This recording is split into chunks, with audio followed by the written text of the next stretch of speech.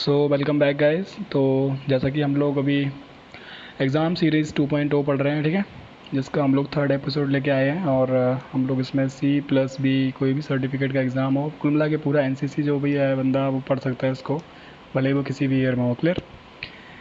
हम लोग इसमें पढ़ेंगे, ये आपको ये दिख रहा है, सशस्त्र बलों का मूल संगठन कैसे बने हैं, कहाँ पे कमांड है, कैसा क्या है, सेना के commands, fighting arms, supporting arms. Clear. बढ़ते हैं आगे बिना किसी देरी के।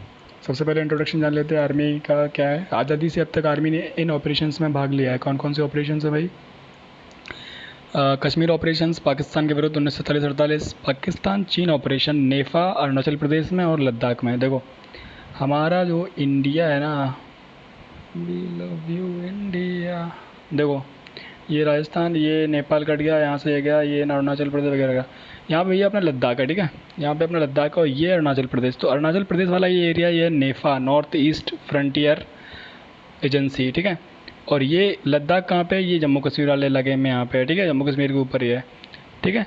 तो ये 1962 में किसके साथ हुआ? चाइना के साथ। तो चाइना देखो यहाँ पे है, तो यहीं पे तो लद्दाख आ गया, यहाँ पे नेफा आ गया, ठीक है। तो इसीलिए अब मैप जो है ज़्यादा समझ में आता है, मैप देख लो तो दिमाग सेट हो जाती है इमेज, ठीक है। तो ये अपना इंडिया, अब क्या बार बार बनाना, समझ में तो आ ही गया होगा। यहाँ पे अपना नेफा था, यहाँ पे लद्दाख था, ये पूरा चाइना था, ठीक है। और नेफा क्यों अरुणाचल प्रदेश में बोला? क्योंकि ये अरुणाचल प्रदेश था अपना ऊपर, ठीक है, फिर ऐसे ऐसे आ गया था ये वापस, ठीक है। तो भारत पाक युद्ध 1965, भारत पाक युद्ध 1971, कारगिल 1999, तो ये तीनों पाकिस्तान के साथ हुए। इसके साथ साथ भारतीय सेना ने संयुक्त राष्ट्र यानी कि यूनाइटेड नेशन के साथ भी बहुत सारे ऑपरेशन किए हैं, ठीक है, मिलकर साथ में। तो जान लिया। बढ़ते हैं आगे, ये इसका थोड़ा इन्फॉर्मेशन था। कमांड्स एंड कंट्रोल, देखो कमांडर, सुप्रीम कमांडर की अगर हम लोग बात करें, सबसे बड़ा कमांडर, सर्वोच्च कमांडर, तो हम बात करें किसकी? राष्ट्रपति की। जो हमारा राष्ट्रपति होता है वो आर्मी, नेवी और एयर फोर्स तीनों का सर्वोच्च कमांडर होता है, ठीक है। कोई भी डिसीजन होगा तो तीनों के जो हेड्स, जो तीनों के जो स्टाफ के जो मतलब हेड हैं, तीनों के, आर्मी का हेड और एयरफोर्स का हेड एंड नेवी का जो हेड है, मतलब यानी कि वो जनरल और एडमिरल और ये अपना कौन, एयर मार्शल, ये तीनों लोग कहाँ पे जाएंगे? राष्ट्रपति के पास जाते हैं कोई भी डिसीजन लेने के लिए। अगर वो सेंक्शन करता है तभी बात होती है किसी आगे, ठीक है, ठीक है।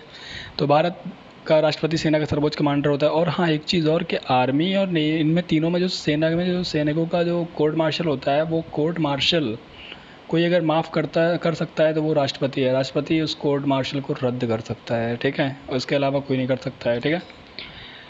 तो चीफ ऑफ आर्मी स्टाफ, अब पर्टिकुलर हम लोग आर्मी की बात करें तो वो तीनों सेनाओं का, यानी कि सेना का जो हेड है, तीनों सेनाओं का जो हेड है वो तो राष्ट्रपति है। लेकिन अगर आर्मी की बात करें तो COS होता है ना, चीफ ऑफ आर्मी स्टाफ। किस रैंक का होता है? जनरल की रैंक का होता है। तो इस टाइम पे कौन है? मनोज मुकुंद नरावणे, MM नरावणे। इससे पहले कौन थे? बिपिन रावत। और अब वो क्या हैं? वो है CDS यानी चीफ ऑफ डिफेंस स्टाफ, है ना, आई थिंक सो। अच्छा, अब COS का काम क्या होता है? देखो सेना के कमांड, ट्रेनिंग या ऑपरेशंस कुछ भी हो रहा हो उसमें, और प्रशासनिक कार्य जो भी हो सब कुछ वो करवाता है। यानी कुछ भी हो रहा होगा सेना में, किसके अंडर होगा? COS के अंदर, यानी चीफ ऑफ आर्मी स्टाफ। यानी कौन? जनरल, यानी जनरल इस टाइम पे कौन है? मनोज मुकुंद नरवणे। इनकी आज्ञा से ही होगा जो कुछ होगा अंदर, ठीक है। COS आर्मी के हेडक्वार्टर से सब कुछ संभालता है। आर्मी का हेडक्वार्टर कहाँ है? दिल्ली में है, और वहीं से जो हमारा ये COS है सब कुछ संभालता है। क्लियर। कमांड्स एंड हेडक्वार्टर, अच्छा ये इंपॉर्टेंट है, यही क्वेश्चन आते हैं ज़्यादातर कि कमांड कितने हैं, हेडक्वार्टर है ना। तो कमांड कितने भैया? पूरे भारत जो है 7 कमांड में बैठा हुआ है। भारत जो है, इसमें कितनी कमांड है आर्मी की? 7 कमांड है।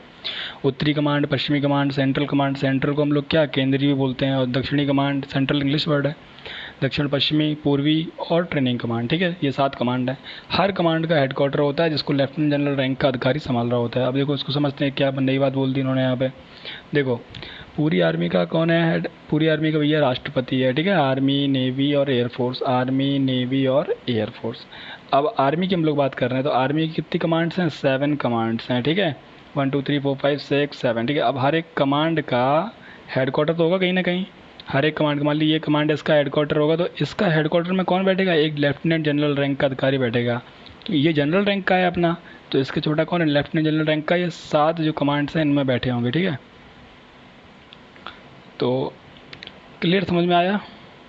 अब जो अपना जो जनरल होगा वो कोई आदेश पारित करेगा, वो कहाँ पहुँचेगा? सबसे पहले लेफ्टिनेंट यानी कि लेफ्टिनेंट जनरल के पास पहुँचेगा, ठीक है, हेडक्वार्टर। क्योंकि इनके 7 कमांड है, सातों कमांड के हेडक्वार्टर में पहुँचेगी कोई बात, फिर वहाँ से और नीचे जाएगी बात, जहाँ जहाँ डिवीज़न होगा। क्लियर। तो अब देखो मैंने एक एक कोने में ये बना के रखा है फील्ड फॉर्मेशन। देखो फील्ड फील्ड एरिया उसको बोलते हैं, जो बॉर्डर एरियाज़ होते हैं उनको बोलते हैं मेनली फील्ड एरियाज़, ठीक है। तो फील्ड एरियाज़ में अगर कोई भी जो हमारी सेना होती है वो बटी होती है किस किस किस स्टेप में बटी होती है। सबसे पहले होता है कोर, फिर डिवीज़न, फिर ब्रिगेड। कोर का हेड कौन होता है? Lieutenant general. डिवीज़न का कौन होता है? Major general. और ब्रिगेड का कौन होता है भैया? ब्रिगेडियर, ठीक है। ये सिर्फ लर्न करने के लिए, समझ लो इसको, क्लियर। एग्जाम में पूछा जाएगा तो सीधा लिख देना। स्टैटिक फॉर्मेशन यानी कि जो हमेशा रहते हैं, जो एरिया और सब एरिया। एरिया का भैया हेड कौन होता है? Major general. Major general. और सब एरिया का होता है ब्रिगेडियर, क्लियर। तो याद करने वाली बात थी, याद करके बढ़ते हैं अपन आगे। हाँ, इसमें मैं जो आपको समझाना था अपने जो आर्मी के जो क्या है कमांड्स है वो कहाँ कहाँ पर हैं, ठीक है। तो इसको ऐसे कर दिया, ऐसे कर दिया। ये हमारा राजस्थान, ये गुजरात, ये गए नीचे, बाकी ये अपना नेपाल कट गया, सिक्किम, ये अरुणाचल प्रदेश, मिज़ोरम, ये मेघालय, और ये मोड़ गए यहाँ ले आ, ठीक है। तो भैया उत्तरी कमांड जो है, यानी उत्तरी कमांड वो है जम्मू कश्मीर में एक जगह है उधमपुर, वहाँ पे अपना है उत्तरी कमांड, ठीक है, बिल्कुल याद करना है। अगर बात करें सेंट्रल कमांड की यानी केंद्रीय कमांड, वो है लखनऊ में यानी उत्तर प्रदेश में। वेस्ट बंगाल में बात करें तो कौन सी है? पूर्वी कमांड है, ठीक है। क्योंकि देखो ये वेस्ट बंगाल यानी कि यहाँ पे, ये कहाँ पे? कोलकाता है, मतलब कोलकाता जगह है। वेस्ट बंगाल तो पूरा राज्य हो गया, कोलकाता में जो है पूर्वी कमांड है। और अगर हम लोग पश्चिमी कमांड की बात करें वो चंडीगढ़ में है, और वहाँ पे एक जगह है चंडी मंदिर। अब देखो हरियाणा, पंजाब, चंडीगढ़ ऐसी जगह पे, तो यहीं पे कहीं पे है, ठीक है। कौन सी जगह है? ये है पश्चिमी कमांड, ठीक है, आप लिख लेना जो भी है। अब दक्षिणी कमांड भैया कहाँ पे है अपनी? दक्षिणी कमांड है कहाँ पे? पुणे में। पुणे कहाँ पे है? ये है महाराष्ट्र में, ठीक है। महाराष्ट्र, मुंबई, पुणे है ना। और साउथ वेस्टर्न यानी कि दक्षिण पश्चिम कमांड है जयपुर में, यानी जयपुर, ये राजस्थान वाला इलाका पूरा, ये जयपुर में कौन सी है? साउथ वेस्टर्न कमांड हमारी, ठीक है। हो गया, सातों हो गई आई थिंक। 1 2 3 4 5 6, कोई एक बच रही है क्या? मेरे ख्याल से नहीं बच रही है। हाँ, ट्रेनिंग कमांड बच रही है। ट्रेनिंग कमांड कहाँ है? शिमला में। शिमला यहाँ कहीं पे है, वहाँ पे क्या है अपनी? ट्रेनिंग कमांड है, ठीक है। तो ये मैप स्टडी होगी, पढ़ते हैं आगे। फाइटिंग आर्म्स देखो नॉर्मल नाम आते हैं, तो आर्मर है, इन्फेंट्री है, मैकेनाइज्ड है। आर्मर का काम क्या होता है? देखो आर्मर बहुत ही आसानी से, देखो इनके पास टैंक्स होते हैं, ये आर्मर जो होते हैं इनके पास टैंक्स हैं और छोटे छोटे ऐसे ही व्हीकल्स होते हैं, तो यह बहुत ही आसानी से और कम समय में एक जगह दूसरी जगह जा सकती है, बिल्कुल जा सकती है। टैंक्स वगैरह हैं, इसका काम दुश्मन को भारी क्षति पहुंचाना है, और आक्रमण और बचाव दोनों ही अवस्थाओं में अपनी मोबिलिटी के कारण ज़्यादा समर्थ है। अच्छा, मोबिलिटी होती है यहाँ मोबाइल। मोबाइल शब्द का मतलब ये होता है कि आराम से कोई चीज़ यहाँ से वहाँ ले जाई जा सके, तो उस वर्ड को उस जगह पे हम लोग वर्ड यूज़ करेंगे मोबाइल। कोई भी चीज़ अगर यहाँ से वहाँ आराम से आ रही है, हमारा मोबाइल, देखो फ़ोन तो एक वर्ड होता है, हम लोग फ़ोन को क्यों मोबाइल बोलते हैं? क्योंकि वो यहाँ से वहाँ ले जा सकते हैं हम लोग, ठीक है। एक लैंडलाइन होता है वो अपनी जगह रखा रहता है, तो मोबाइल का, तो मोबिलिटी का मतलब है इनकी यहाँ से वहाँ मूव करने की वो जो टेंडेंसी है उसको बोलते हैं मोबिलिटी। क्योंकि इनकी मोबिलिटी अच्छी है, क्यों अच्छी है? क्योंकि इनके पास टैंक्स वगैरह हैं, तो इसीलिए ये क्या ज़्यादा समर्थ है, जल्दी पहुंच जाएगी कहीं भी, जल्दी अटैक करके वापस आ जाएगी। और चाहे आक्रमण की बात हो या बचाव की बात हो, ये दुश्मन को ज़्यादा क्षति पहुंचाएंगे ना। टैंक्स दूर से ही तो फेंकना है इन्हें, बॉम्ब्स वगैरह। इन्फेंट्री देखो, यह सेना युद्ध मैदान में, ये जो सेना है युद्ध मैदान में दुश्मन के आमने सामने होती है, ठीक है। ये बिल्कुल सही बात है, जो सैनिक बंदूक लिए खड़े हुए हैं वही सबसे आमने सामने होते हैं, ठीक है। इसका काम दुश्मन को मारना, इलाका कब्जाना होता है, और यह सेना युद्ध के साथ साथ आतंक विरोधी ऑपरेशन में भी कार्यरत होती है। देखो आतंक विरोधी ऑपरेशन कैसे, जो सुनते रहते हैं हम लोग न्यूज़ से, सेना ने आज जो है जम्मू कश्मीर में इतने आतंकियों को मारा, तो वहाँ पे ऑपरेशंस लगातार चलते रहते हैं। आतंकवादियों की लिस्ट उनके पास रहती है और ढूंढते रहते हैं, और एक दिन आता है मार देते हैं, फिर वो न्यूज़ आ जाती है हमारे पास। मैकेनाइज्ड इन्फेंट्री, तो ये देखो फाइटिंग आर्म्स है, ये लड़ने वाले हैं। जब युद्ध होता है तो ये फाइटिंग आर्म्स हैं, ये हमारे लड़ने वाले हथियार हैं, हम कह सकते हैं हमारे हथियार हैं जो लड़ते हैं, ठीक है। मैकेनाइज्ड इन्फेंट्री, देखो मैकेनाइज्ड इन्फेंट्री क्या है? ये भी इन्फेंट्री की तरह है। अच्छा, इन्फेंट्री का मतलब होता है पैदल सेना, ठीक है। मैकेनाइज्ड इन्फेंट्री भी इन्फेंट्री की तरह है, बट ये सेना इन्फेंट्री की तरह ही है, बस इसके पास मोबिलिटी और फायर पावर ज़्यादा है। मतलब मोबिलिटी मतलब भाई यहाँ से वहाँ जल्दी जा सकते हैं ये भी, और फायर पावर मतलब हथियार ज़्यादा हैं, ज़्यादा होती है। यह सेना आर्मर्ड पर्सनल कैरियर यानी एपीसी नाम का एक वाहन होता है, यानी इनका एक जो है टैंक या कुछ भी कह लो, मैंने तो नहीं देखा। और एपीसी सर्च करना क्या होता है आप लोग, तो उससे चलता है, उसी में बैठ के ये लोग चलते हैं। अब जो एपीसी होता है उस पर छोटी मोटी बंदूक गोले वगैरह इनका असर नहीं होता है, तो ये लोग सेफ़ भी रहते हैं। और तो ये लोग मैकेनाइज्ड इन्फेंट्री थोड़ी और एडवांस होती है, ठीक है, समझ गए। तो ये फाइटिंग आर्म्स है युद्ध के टाइम पे। अब इनको सपोर्ट कौन कर रहा होगा? देखो सपोर्टिंग आर्म सबसे पहले तो आते हैं आर्टिलरी। देखो समझते हैं कैसे सपोर्ट करते हैं ये लोग। देखो ये एक पहाड़ी है, ठीक है, यहाँ पे बैठे हैं छोटे दुश्मन बैठे हैं, ठीक है, और यहाँ पे हमारी इन्फेंट्री है, ठीक है।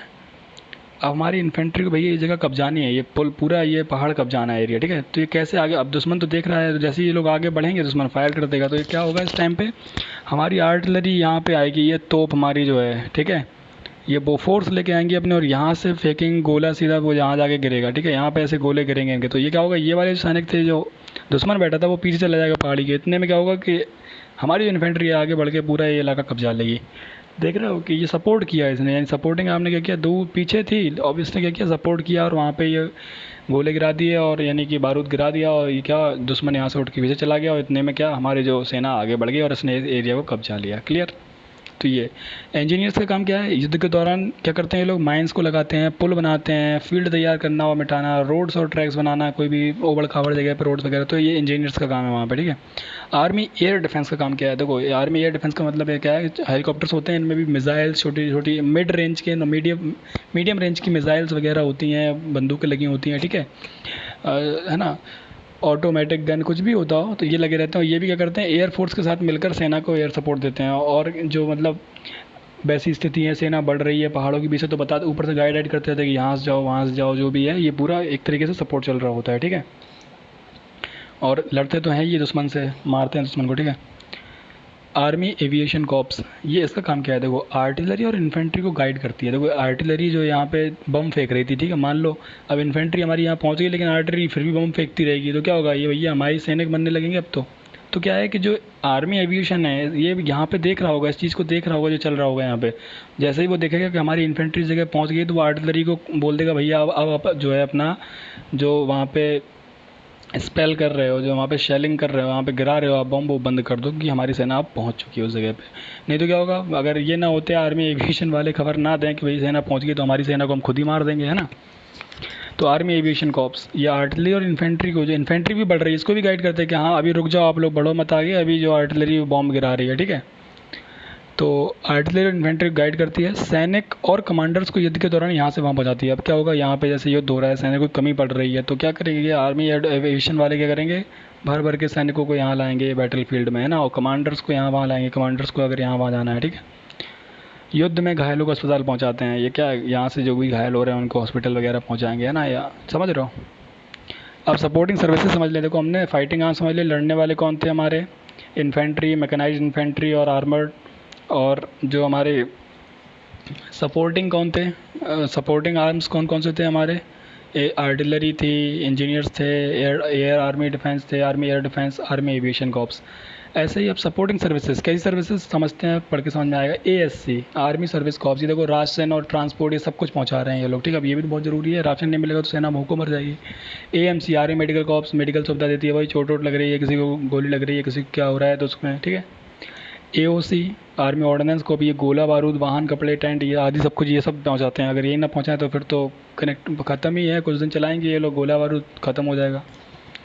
एईसी आर्मी एजुकेशन को भी ये क्या करते हैं, सेना की शिक्षा, यानी कि जो नए नए जवान हैं इनको पूरा शिक्षित करते हैं बैटल फील्ड के बारे में, कैसे क्या लड़ना है, और पूरी सैनिक शिक्षा चलती रहती है, ठीक है।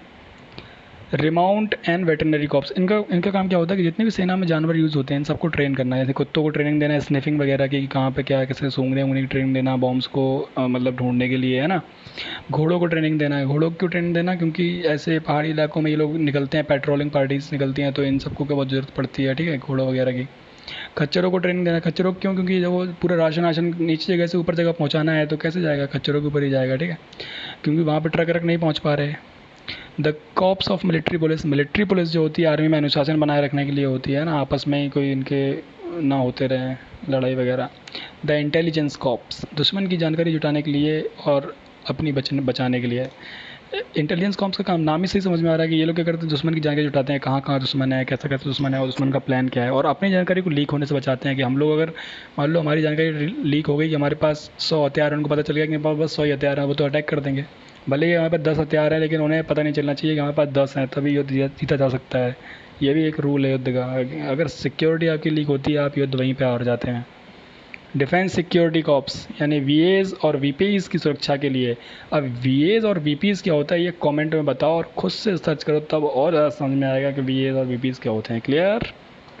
ओके, बढ़ते हैं आगे। नेवी के बारे में देखो, आर्मी ख़त्म हो गया पूरा, अब नेवी के बारे में आते हैं। देखो नेवी, भारत तीन तरफ से पानी से घिरा हुआ है, देखो हम जानते हैं। हम बनाते हैं इसको।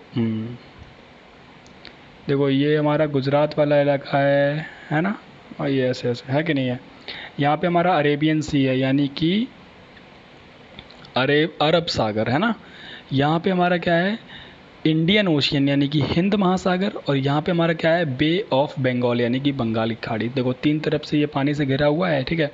और जो तटीय सीमा है, देखो ये सीमा जो तटीय तट है ना, तट, तो ये सीमा कितनी है, 600 किलोमीटर तक की है, और इससे थोड़ी बहुत ऊपर नीचे भी है, ठीक है।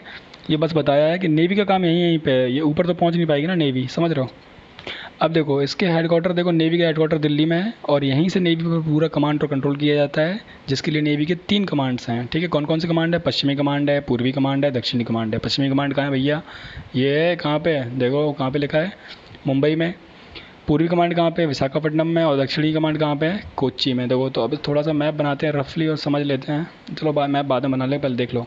नेवी के पास 2 फ्लीट्स हैं। अच्छा ये फ्लीट्स क्या हैं, इनको भी सर्च करो और देखो फ्लीट्स क्या हैं, तब और समझ में आएगा, ठीक है। 2 फ्लीट्स हैं इनके पास, पश्चिमी फ्लीट, पूर्वी फ्लीट, ठीक है। इंग्लिश में बोलेंगे तो कौन सा, वेस्टर्न फ्लीट और ईस्टर्न फ्लीट, जिनको फ्लैग ऑफिसर के द्वारा कमांड किया जाता है। तो इनका कमांडर, इन दोनों का अगर कमांडर होगा तो उसका कमांडर कौन होगा, ये होगा फ्लैग ऑफिसर। और फ्लैग, उसकी रैंक क्या होगी, उसकी रैंक होगी रियर एडमिरल की, ठीक है। रियर एडमिरल होगा, उसके अंडर में होती है 2 फ्लीट, ठीक है।